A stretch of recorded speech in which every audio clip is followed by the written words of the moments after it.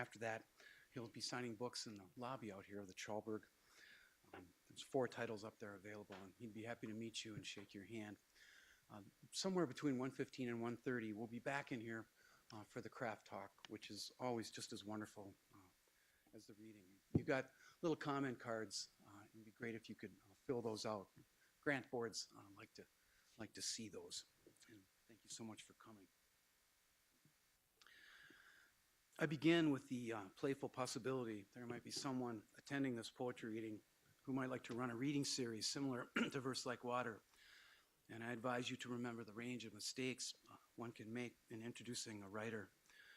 You can love them too well, you can drone on too long, and you can make it personal. To get at what I want to say about Nick, I choose to inhabit briefly and enact the third error and return in thought to the only rough spring of my life, 2009, when I was wrenched from a school where I was happy, or what passes for happy. With no oracle of Delphi to explain that I was actually being delivered to the greatest job of my life here at Central Lakes College, I met with despair. When it was at its worst, an email from Nick blipped up on a screen I was peering into. He had heard about what was happening to me, and he had tapped out a single word in the subject line. There, tapped in frustration and solidarity, was an expletive, one whose etymology can be traced to medieval French. And I was moved over the idea that one of American literature's great writers would take the time to offer words of fair encouragement to one of American literature's chauffeurs. It also put my broken heart in perspective. Though we are only 3 months apart in terms of age, there is a distance and a difference between my experience of suffering and what Nick has encountered, especially in his youth, which had chapters profound enough for the stuff of a Hollywood movie. If you take up his verse and prose for the telling of a tale, you will encounter the clear voice of a man illuminating the crisis of meaning everyone in this theater takes their turn with from time to time.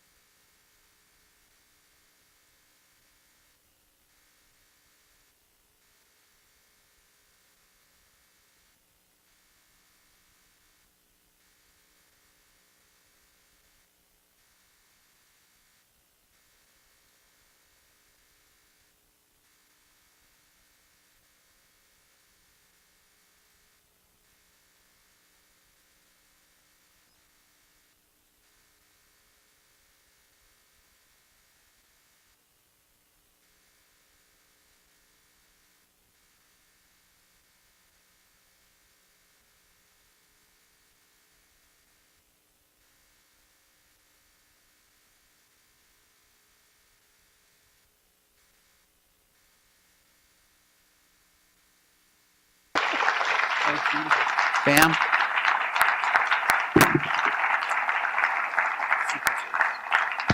Hello? Oh, it works. Good.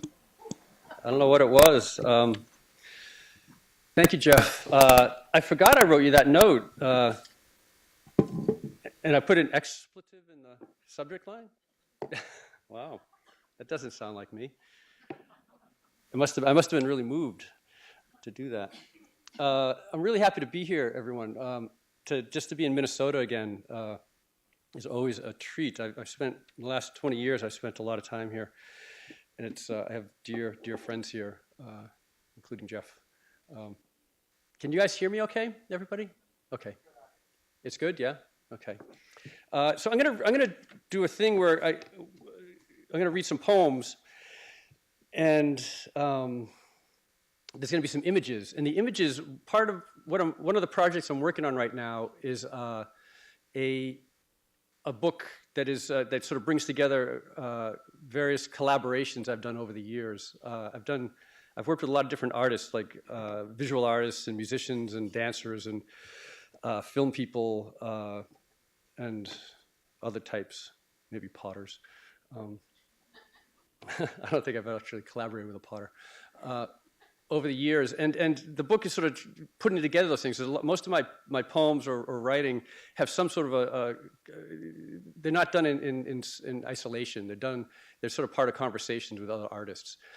And so I just wanted to show that. I'm putting this book together, so these images are all sort of fresh with me. I've been talking to all the artists in the last couple of months to sort of get their images and stuff. So I'm going to just sort of read a lot of those for you and show you some of the images. But I'm going to start out with some new stuff that doesn't have images. It'll just have this image up, which is the cover of my last book, My Feelings. This is I consider this a collaboration also with Laurie Nix. She's a artist who makes this work. And I just, I really loved it when I first saw it. I really loved it. I grew up spending a lot of time in laundromats. We didn't have a washing machine in my house. We went to the laundromat, and it was sort of a spectacular place. And this is sort of, it seems like my memory of a laundromat, like it's sort of ruined now. It's like it's all, it's in the past, so it's all falling apart. And the thing I love about this work is that Laurie Nix, this is like a tiny little box that she makes. She makes everything in this box. It's not actually a place that she photographed. She made the little shirt and the hanger and the little hangers and the little lights and everything. She makes these little boxes and then films them. And then she destroys the boxes. So no one gets to see the boxes because she lives in Brooklyn. And so there's no room to store the boxes, I guess. Which seems kind of crazy. So and there's going to be questions too at the end of this, right? Jeff, is there questions at the end of this, or maybe? No? Yeah? Okay. Sure, okay. Or if anyone has questions now, you can ask questions now. We can do questions as we go through it, because there will be images coming up if you want to sort of stop and interrupt me. But I'll just sort of start reading. It's also, it's Valentine's Day and it's Ash Wednesday on the same day. Does that always happen? That's auspicious. So I'm going to read some of my, some poems for that, for Ash Wednesday. It's called Confessional. This is another collaboration. This poem is a collaboration. It's called a cento. It's a form where you take lines from other work and fit them together to make your own poem. So this is lines taken from other people's writing. Confessional. Lord, I admit you haven't heard from me in a while. In me, Lord, there's a little liar and a little thief and a little whore. Forgive me, while writing this poem, I was lost in a trance. The sky, wild blue, fruit trees jeweled with ice. If not for what I'd promised, I wouldn't be here at all. You were with me when I found that box in the basement. Opening it was like entering a room and having, at last, someone else breathe for me. No one, as you know, sets out to lose their mind. This poem began as a secret, not from you. I didn't know you then. Now it wears its shame like a halo. Please take it, rip it up, put it in your glass. We can watch it dissolve. I did that thing you're not supposed to do. I forgot what time I started. There is a clock right there. Okay.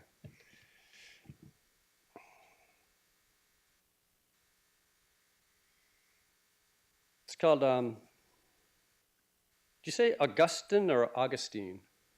Mark? Augustine, thank you, Mark. Mark's my spiritual advisor. Though he's also a trickster, so it's probably not Augustine at all. It's probably Augustine, yeah, right? Which one is it? Thank you, thank you.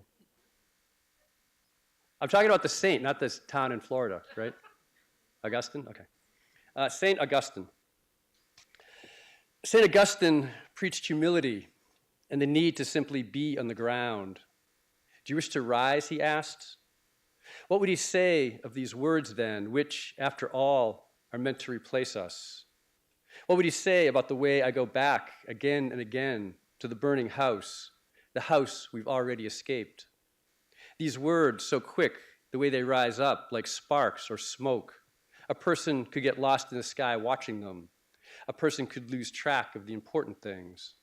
Spot quiz. What's the opposite of standing for a house on fire, trying to understand the flames, and knowing you will never understand? I want to enter into that moment my mother strikes her first match, but I'm still asleep upstairs. In the dream, I'm walking through the marsh, because only there, surrounded by water, am I safe? Are your hands the water? Are these words the flame? The reeds are taller than I am. The mud slows everything down. In some ways, I cannot imagine seeing you again, but here I am, kneeling as in prayer at the bedside of your uncle, beside you, counting his breaths. What would stop me from taking your hand then and placing it on my chest? Oh Lord, help me be pure, but not yet. Even as I write each word, I am further from God. Sometimes I just can't find it. If only I could have the faith I hear coming from the radio, the way it always knows I'm listening. One day these years will be known as the space between silence and enough. I still have trouble being alone in it, which is why the radio is always on. Do you wish to rise, Augustine asks? Begin by descending.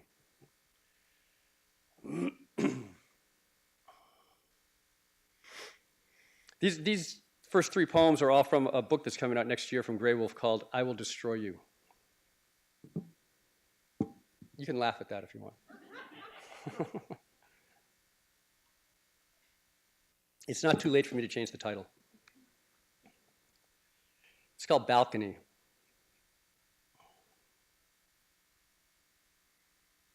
Balcony. The radio claims the secret is simple. It's to always want to know what comes next and to let that want pull you back from the ledge again and again. I have a friend who, the years he was drinking, would every night stack all the furniture in his living room in front of his sliding glass door, which led out to his fifth-floor balcony. He knew that once he'd had his first drink, not right away, but eventually, soon, he'd black out, and he worried he'd try to fly again. Couch, table, chair, bookcase. For years, he dragged his furniture every night as the sun went away, and in the morning, he put it all back in place, never considering, not once, that maybe he should stop. The one promise I can make is that I'm staying, even though what knocks on our door at night has at its heart only my getting lost, even though some part of it wants me dead, which is why I feed it with a stick. You've already met it, but it didn't show you all its teeth. It knew it had to lull you in. It knew you were skittery. It let you feed it by hand. It let you put a finger in its mouth, into its good, good mouth. It didn't bite down, not hard, not then, not yet. So now I want to go back to the collaborations now. This is a poem called Cartoon Physics, Part 1, but I'm not going to read it.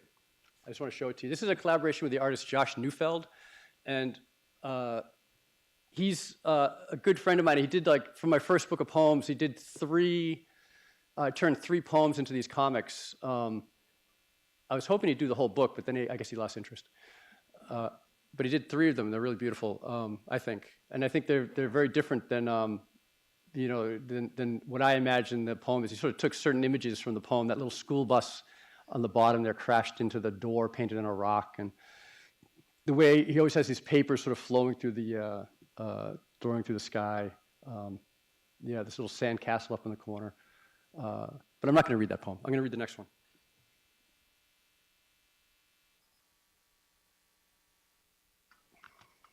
This is another one that he did called Bag of Mice. This is the first poem in my first book, Bag of Mice.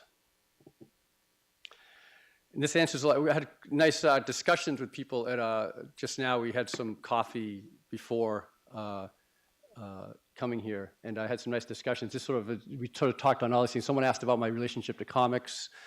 Someone asked about symbols. Someone asked about dreams, and I think this poem contains like all those things. So. Bag of Mice. I dreamt your suicide note was scrawled in pencil on a brown paper bag, and in the bag were 6 baby mice. The bag opened into darkness, smoldering from the top down. The mice, huddled at the bottom, scurried the bag across a shorn field.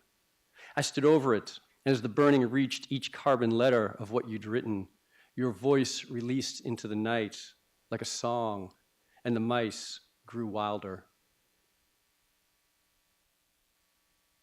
What I love about this is our collaboration on this consisted of me giving him the poem, and then he came back, and at first he drew like a figure an actual figure in his first draft of it. And I thought that a shadow would be better. I didn't really want to have a person in it. So then he just made it a shadow. That's all I did.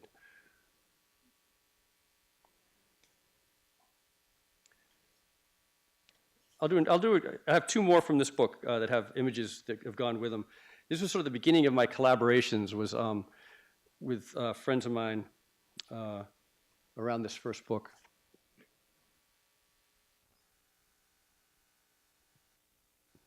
This is an artist named Bill Shuck, and he made an installation of these hanging sort of plexiglass, colored plexiglass with lights on them, with films going on them, and then he read the poem over it. So you went into a space, and these things were sort of floating around with not all the words of the poem, but a lot of them.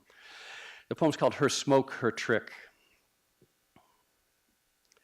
A good waitress, I wake up for her to come home, smoky and exhausted, her feet swollen. I wait in her bed. Purple shadows cross the purple carpet. Her television makes Sherlock Holmes blue. He sees evidence everywhere of the man who last used this room. Scrapes mud from the floor into an envelope, rich with lime, with ash fallen from the factories in the east. I wait, doze. The TV turns to snow. Silently, she pulls off her black shoes, empties her pockets. Next, her genie trick, blowing smoke into an empty juice glass, cupping it with her palm until it slowly releases up to the ceiling. The orange tip of her cigarette, a dying ember. We scatter her in the Atlantic, my brother and I. I watch her sink, diffuse. I break off another chunk of hash, impale it on a common pin pushed up through the cover of Abbey Road, set it on fire under an upturned glass, and we take turns taking it in, our lips to the tilted rim. Then we fall back in our chairs. We never talk about her, as if even her name were ash and might turn to paste in our throats.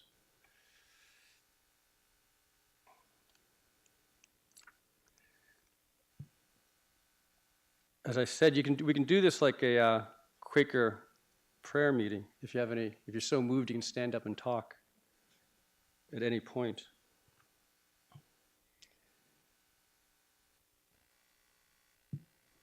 This is a photograph of a buddy of mine, Ray Nolan, who was an artist, and I wrote this poem for him called Emptying Town.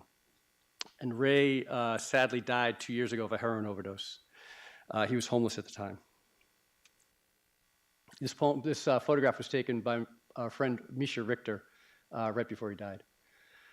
And it's a poem. The poem is based in Provincetown. This is when I first met Ray, like 20 years ago. And Provincetown is a small artist community, sort of on the very end of Cape Cod, a very remote, windswept place that fills up in the summer with tourists and then empties in the winter. It's called Emptying Town. Emptying Town. Each fall, this town empties, leaving me drained, standing on the dock, waving bye-bye, the white handkerchief stuck in my throat. You know the way Jesus rips open his shirt to show us his heart, all flaming and thorny, the way he points to it. I'm afraid the way I miss you will be this obvious. I have a friend who everyone warns me is dangerous. He hides bloody images of Jesus around my house for me to find when I come home. Jesus behind the cupboard door, Jesus tucked into the mirror. He wants to save me, but we disagree from what. My version of hell is someone ripping open his shirt and saying, "Look what I did for you." Sorry, I forgot it was Ash Wednesday, sorry.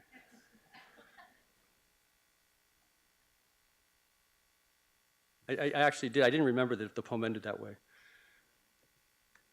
I probably would have read it anyway, though.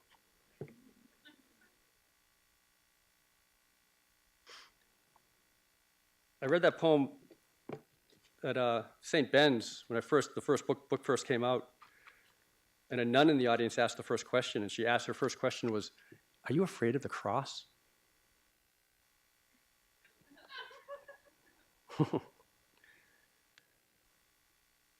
So I'm open to questions like that. That's what I'm saying. I said, hell yeah. I said, now I am.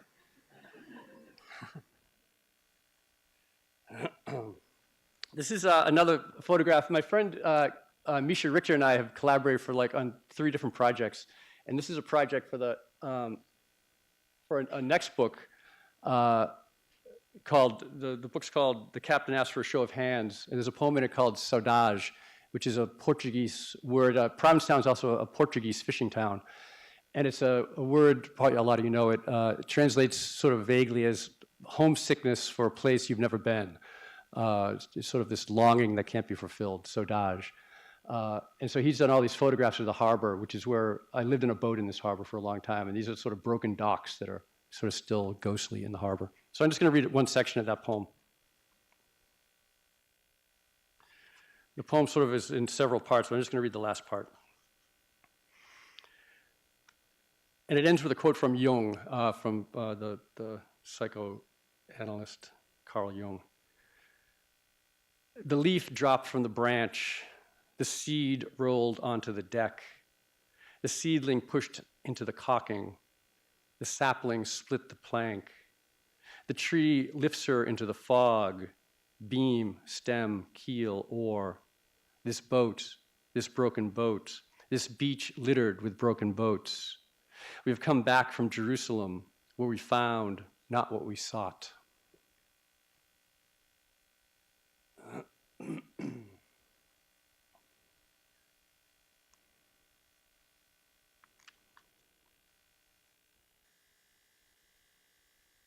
This is in the same book. This is a series that I did. This book and another book of mine called "The Ticking is the Bomb" were sort of related books. They're written at the same time. And this is an artist named Daniel Heyman. And Daniel and I were in Istanbul in 2007 collecting testimonies for a case before the World Court on the Abu Ghraib abuses, where U.S. military contractors and personnel were filmed torturing Iraqi prisoners at Abu Ghraib prison. And so these were the ex-detainees. We had, the lawyer that we were working with had gotten like 10 of these detainees out for 2 weeks of interviews, collecting interviews in this hotel in Istanbul. And Daniel and I were allowed to be in there while they were collecting the testimonies. And Daniel would paint these pictures, and sort of as he was painting, he would transcribe what they were saying. And then I took the transcription and made these erased poems out of them. I sort of erased part of what was said and made other poems. So I'm going to read a couple of these. This is the poem that goes with this image.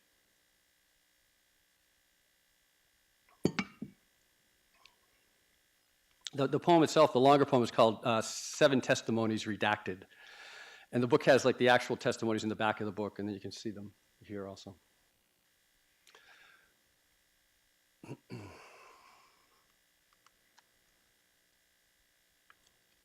I woke up, I asked why. My children, my wife, my leg. Outside my head, cold, rainy, a tent. There were others, I heard. My brother, a pipe, cold water at night. They let me go once, my hands always laughing. One of my reasons for doing this, I thought, like we spent 2 weeks with these guys, and it was just really sort of a wonderful time. These guys were really, I mean, not all of them, but there was, we had a lot of fun with them. We went to dinner with them and hung out with them and talked to them a lot. And they, mostly there were these sort of hours, 4 hours a day with each one that would collect these stories of terrible abuse. But the rest of the time we just hung out like human beings and just had a good time. So I just wanted to sort of extract the sort of humanity from this sort of testimonies.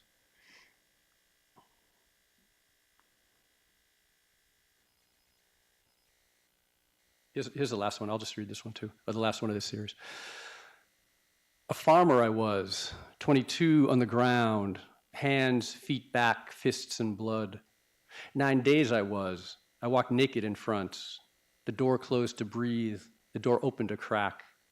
The third day would want, the third day she want. My hand stretched to kiss, electric until I could see my arm and was still.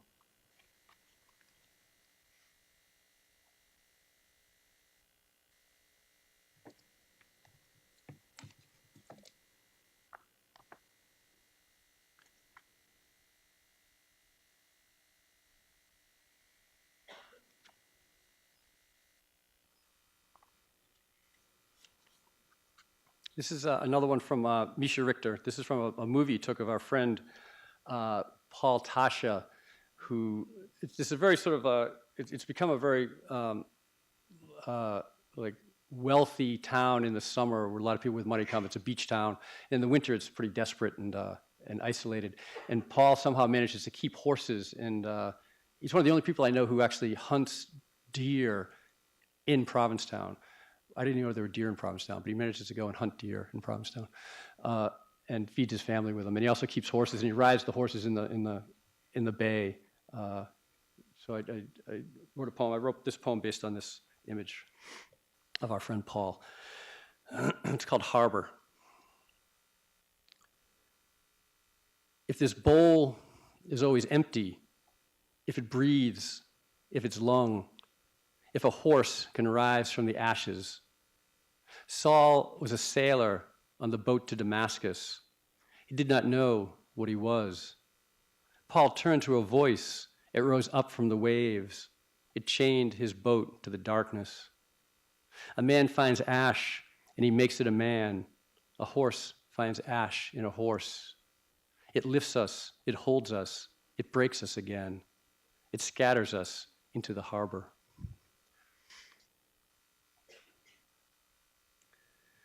I'm feeling lucky. I mean, this is sort of random, but there's a lot of ash in my poems. It's a good day. No, not many valentines or hearts, but I don't know what that means.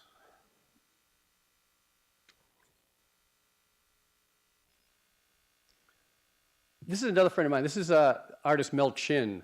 And Mel did this, had this beautiful project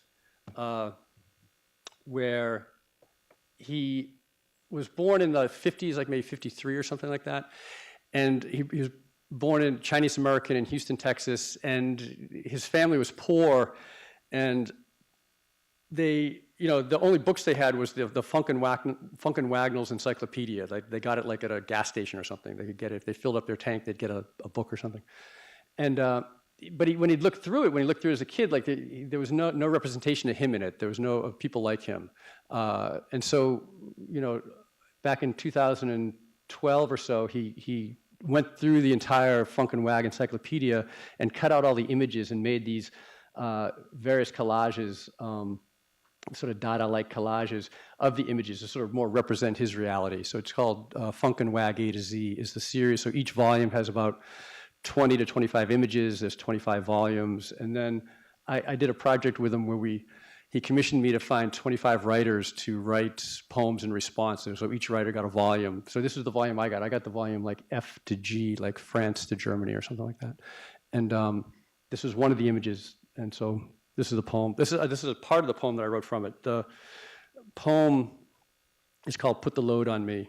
It's from my feelings, but I'm just going to read a few sections from it. This is how it works. The master does not bow before his servant. He does not stand naked before her robes. His hands are empty, yet he does not offer, not even a cupful of his emptiness. How could he?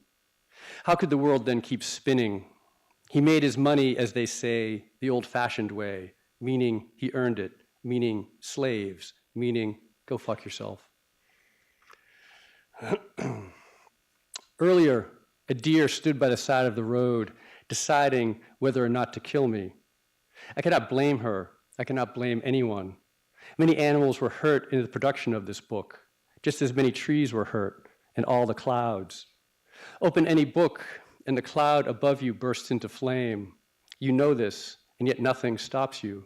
The sky is stuck to the end of your finger as you point to it.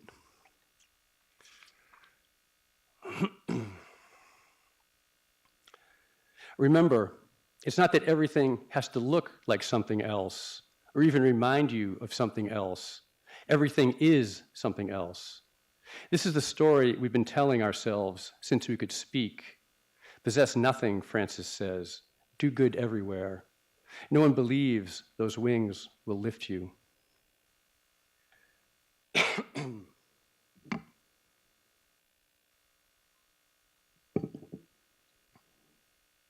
Is this working for people?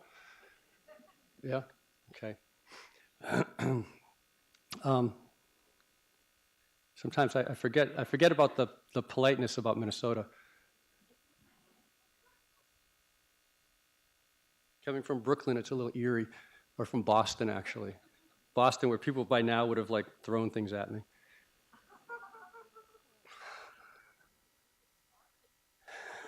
You could start.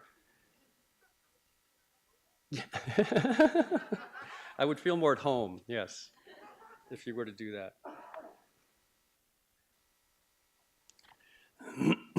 This is a poem called Philip Seymour Hoffman.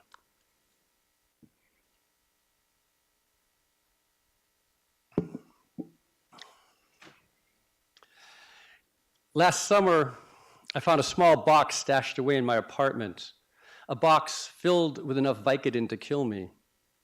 I would have sworn that I'd thrown it away years earlier, but apparently not. I stared at the white pills blankly for a long while. I even took a picture of them before finally, definitely throwing them away.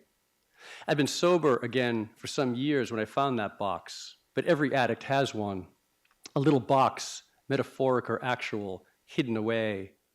Before I flushed them, I held them in my palm, marveling that at some point in the not-so-distant past, it seemed a good idea to keep a stash of pills on hand. For an emergency, I told myself. What kind of emergency? What if I needed a root canal on a Sunday night? This little box would see me through until the dentist showed up for work the next morning. Half my brain told me that, while the other half knew that looking into that box was akin to seeing a photograph of myself standing on the edge of a bridge in the familiar dark neighborhood of my mind, that comfortable place where I could somehow believe that fuck it was an adequate response to life.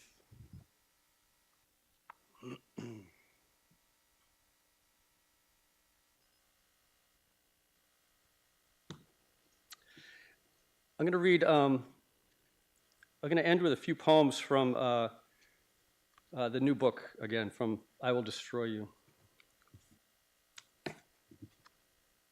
Not you, of course. But people like you.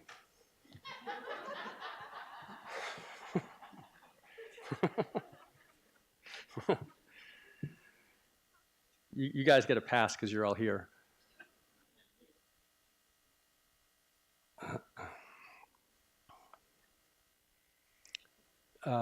This poem's called Kurt Cobain Wallpaper, with a period between each word. Kurt Cobain Wallpaper. In a Seattle hotel, Kurt Cobain is the wallpaper. I know what Kurt would think of this, but of course, I can't. The sidewalk below full of hymns, not ghosts, his face still hidden by his hair.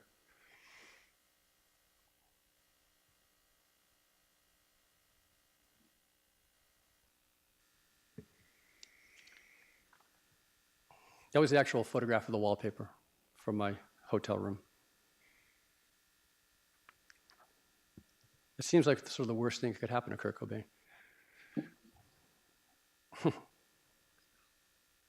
This poem's called Amanuensis. This is a collaboration with the poet and photographer Rachel Eliza Griffiths. She's this amazing poet and amazing photographer, and she has a book coming out, and she asked some poets to respond to her work, so this is what I wrote. It's called Amanuensis. Amanuensis is another word for like a scribe, someone that writes things down that you say, I think. Mark? What? Augustine, okay.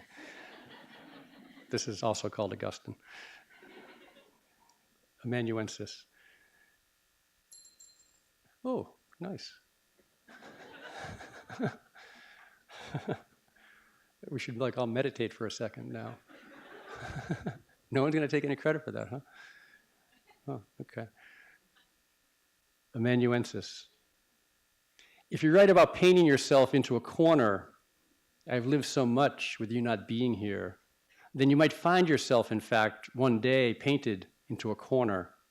Or you might find yourself on the edge of a cliff, or maybe face down on the carpet in a white room. Why not then try to write yourself out into a field, say, or onto a country road, or knee-deep in a river that might or must open into the sea?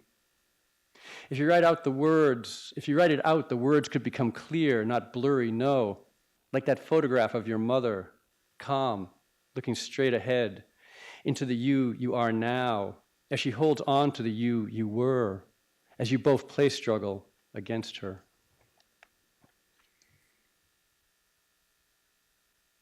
I'll read 2 more poems. This is called Killdeer.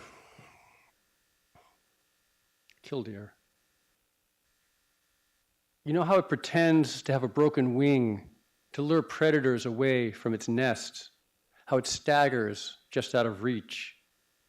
If at this moment you're feeling metaphorical, nest can be the whatever inside us that we think needs protection, the whatever that is small and hasn't yet found its way. Like us, it has lived so long on scraps, on what others have left behind. It thinks it could live on air, on words forever almost. It thinks it would be better to let the predator kill it than to turn its back on that child again, forgetting that one lives inside the other. And then I'll just finish with this poem. This is another collaboration with my friend Nicholas Kahn, who's a photographer, but he also sets up these sort of strange scenarios. And he has photographed my daughter often, and he put me in this one also. This is me and my daughter doing, I guess, Ophelia. A little scary. It's called The King of Fire. My first night without you, my wings folded back in themselves. All those birds inside are released by your hands. Now I trace my fingers along my collarbone, trying to find where they live. I keep touching my scar. It feels like swallowing night, like flyers for a lost boy. What if it's true our bodies are not our own, but only become manifest, like this poem, when activated by another's touch? What if the thing activated is outlined roughly by the word body? This morning, my daughter stood before me naked and said she felt her body was not her own. She's been sick for 2 days. Smiling, she seemed to like it, that feeling, that floating above. I worry it's a setup, a manifestation of the addict I've passed on through the blood, my talent for slipping into the bigger thing, a craving for it. Oh, to live without thoughts. No rats in our shoulders, only birds, and the willingness to let someone inside. What if these things we call our bodies are not singular or contained? What if they finally become irrelevant after so much time trying to be grounded, to land on this earth? So strange to imagine we might simply pass by ourselves for a moment, en route to somewhere else. What's on the other side? A nap? A parade? It works. Matchbox sparks, lightning bugs. I'm completely inside that boy who feels like he's inside me. And this, I want to know everything about the parade. Thank you.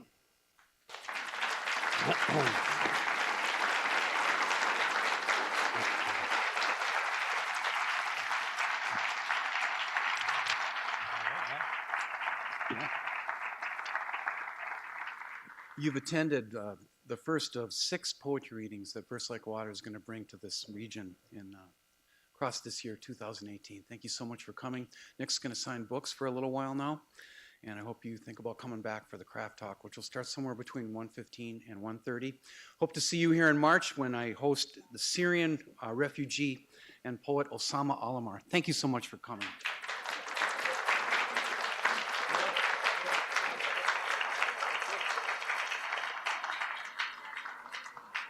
I guess questions at the Craft Talk.